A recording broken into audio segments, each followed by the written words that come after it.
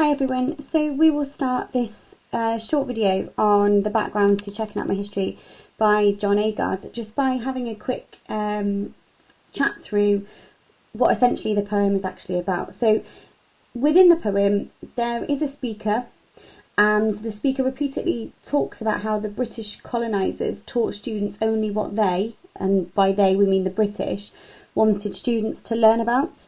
The poem is quite a personal commentary really on the way in which colonised students were taught a system of education that they felt really had no relevance to them. They couldn't really engage with it, and within the poem it essentially shows the way in which the British education system essentially hid colonised people's history from them. It in effect blinded them to their own identity, bandaged up their eyes, if you wanted to quote the poem. So they didn't really understand the history or where they came from or what life was actually like, and they weren't really aware of the figures who were heroes of the colonised histories. What we've got to be aware of then is that this poem is probably written out of frustration, and it shows the frustration of the speaker. In essence, the poem is talking about the fact that by refusing to teach people, such as the speaker, about historical figures and events that were important to the colonised people, that British educators denied these students a part of their identity. So it essentially stripped away part of their history that they had no idea about. The speaker, therefore, goes on to argue that the colonised people must reclaim their history, and the writing of this poem is one way in which Agard obviously felt that the colonised people could reclaim their history. It talks about carving out their own identities and checking out me history. Very quickly on the title of the poem, we've got this idea of checking as a verb. You can check something out, which essentially just means to look at something. So you can check out your history, have a look at it. But actually, these colonised people, they couldn't actually just check it out. They couldn't look at it because they didn't know what to look at. It was hidden from them, as we've already said. So you've also might think about the verb checking in quite a polysemous way here. If you check something out, so say you check out a library book, you take it out yourself, don't you? If you check out a book, you've got it on loan, it's yours for a certain period of time. So if the speaker is checking out his history, he might be taking out something on loan. He might be having something himself, which essentially is what the poem is about. It is about the way in which the speaker here takes control of his own history and therefore his own identity. Okay? So in short then, the poem discusses how colonised people were forced to learn about British history at the expense of their own history. There are quite a lot of figures mentioned within the poem who British students will know about. There is reference to people like Nelson, regarded as one of the greatest sea warriors in British history. But then we don't hear anything about Shaka the Great Zulu, and he was one of the most important monarchs from the Zulu kingdom in Africa. So we're learning about oppositional ideas. So we're learning about these figures who were really important to British history, but we're neglecting to teach these colonised people about the heroes of their own history, essentially blinding them to where they've come from and denying them access to their roots, their cultural heritage. So we're just going to talk about the background of this just ever so slightly. So if you follow along with me, you'll see that I've split my context bubble, or whatever you want to call it, on here into the poet, John Agard. Identity is one of the main themes, and colonialism. It was published in 2005, which is why there's the little P there as well. That's not Agard's birth date, okay, just so you don't get totally confused. So, starting with the idea about Agard, he was British Guyanese, so from Guyana.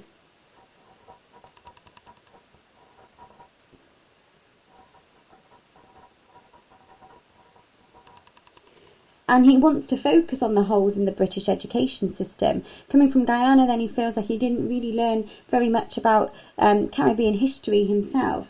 There is a focus then.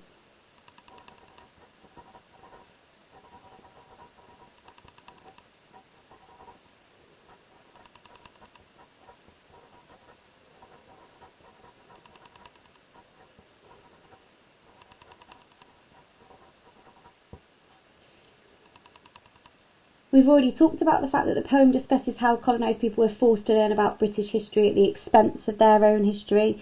That is really important, and I think that's something that you need to come back to, that they weren't taught about both histories. They were taught about one in favour of the other, which inspires the sort of feelings of anger that comes across through the speaker and what the speaker discusses within it. Okay? Therefore, the poem calls to attention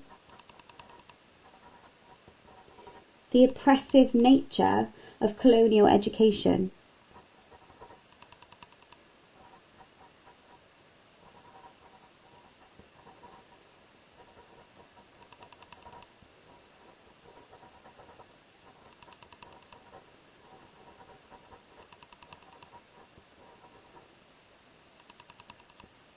And through the poem then, Agard is able to praise those figures who he felt were left out, who actually he felt were deserving of this praise.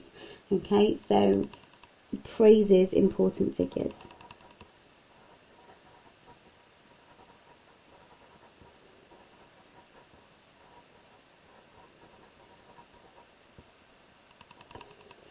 There are probably three really main themes within the poem. They are colonialism, history and identity, and we will talk about this. If you don't know much about what colonialism is, then we will just talk about it really quickly. Essentially, a colony was a country that was ruled or administered by the UK and its predecessor states. So whilst they were countries in their own right, they weren't Britain, they weren't England, they were ruled over by Great Britain, by the monarchy, okay? So they had rule of them. Now, there's very few countries that are still British colonies that we wouldn't consider as part of Great Britain. An example of this would potentially be somewhere like Gibraltar, which is just off the southern coast of Spain. And that's actually, it's so near to Spain, but it's not ruled by the Spanish, it's still under British rule.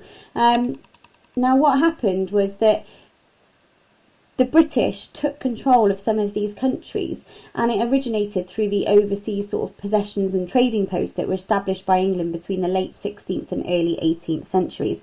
So the idea of colonisation is absolutely centuries old, and essentially they would set up a trading post. They would want to take goods from these countries because they were valuable to the British Empire, and so they colonised the countries and they made their exports their own. There's quite a lot on this if you want to research it further, but that's what we mean by colonialism, okay? They're colonies, countries that were ruled by the British, okay? Now, what happened, we're not necessarily meant to take the poem as if Agard is speaking about it, yet it's, you can't ignore the fact that Agard did grow up in British Guyana, so a colony under British rule, and the poem is likely to be based on his own experience. So we're just going to jot that in here. It is likely, but not necessarily, based on Agard's personal experiences, and I think that's just worth being aware of. But that might be where some of the sort of embittered tones come from within it, okay? So, whilst the poem is not, it's not said that the poem actually takes place in British Guyana, it's not said that. It is clear that it takes place in a British colony in the Caribbean. So, the poem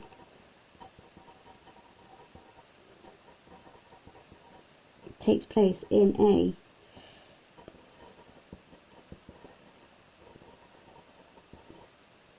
can't see that, in a British colony in the Caribbean.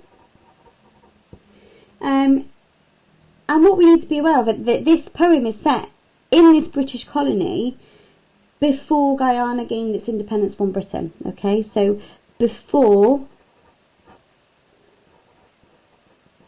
gaining independence.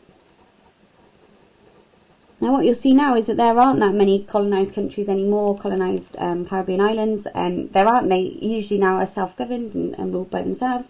And I think it's probably just good for you to be aware of when that happened. So Guyana gained its independence from Britain in 1966.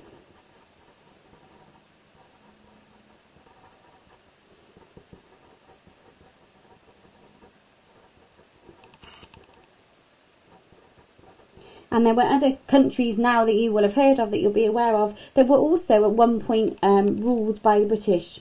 They were countries like Jamaica, which gained its independence in 1962. Barbados gained its independence in 1966. And one of the later countries to gain its independence was Belize. And that didn't come until 1981. So for a very long time, just, prior to my birth, but not that far away, these countries were still under British rule and they were still colonised. Now, I think you've got to be aware, therefore, that there is a lot of, I'm going to go up in this place here, there is a lot of, and I'm going to write it in capitals just so that you're aware, there is a lot of Caribbean poetry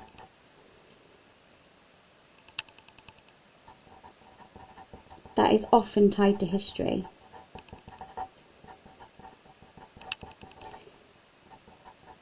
The voices of these poems wanted to talk about a time where things were difficult, and they used poetry as a medium to express their frustration or their anger.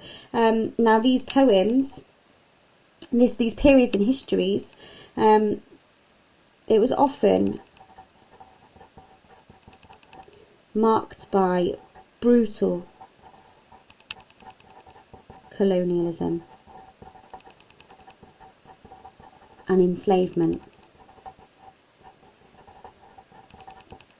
Now, if you can just imagine somebody coming over to, I mean, it's vastly different, but if someone came to your house and said, yeah, we're taking control of this house and you're now going to be ruled by us and you're going to be living by our rules, you would want to put up some sort of fight, and I think that was often the case, but the British overpowered them. I don't think it's a very favourable or tasteful piece of British history, but it's something that we have to be aware of, that the British did try to take control. At one point, the British Empire was one of the most powerful in the world.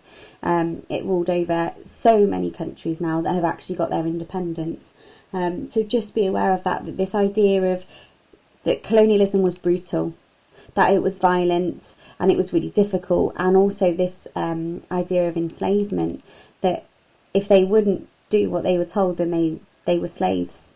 They were slaves to the people who ruled over them. They were forced to do what they did, and we know a lot about slavery from history, and the way in which they were treated. So that brings us on to this idea of identity, this main theme, that the speaker is desperate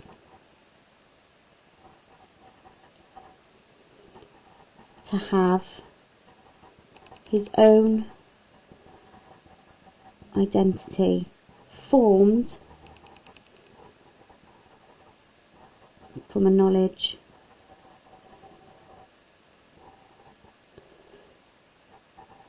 I'll just put here so it could be her. His own cultural history. Okay, because within the poem they clearly feel blinded.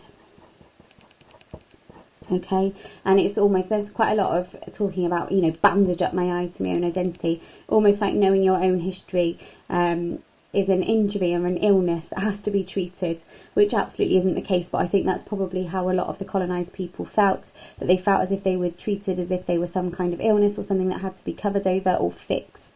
So there is quite a lot of anger that runs throughout this poem. I think we just mention it here, that this poem is written in Creole dialect. Oh, that pen's not very bright, but it will do.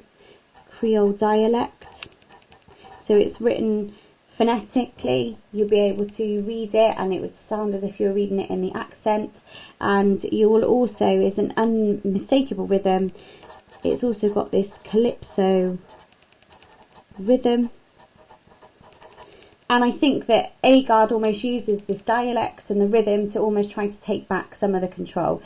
He uses this native rhythm pattern and the dialect in order to say, no, this is who we are, this is our history, and now we're going to take it back. Okay,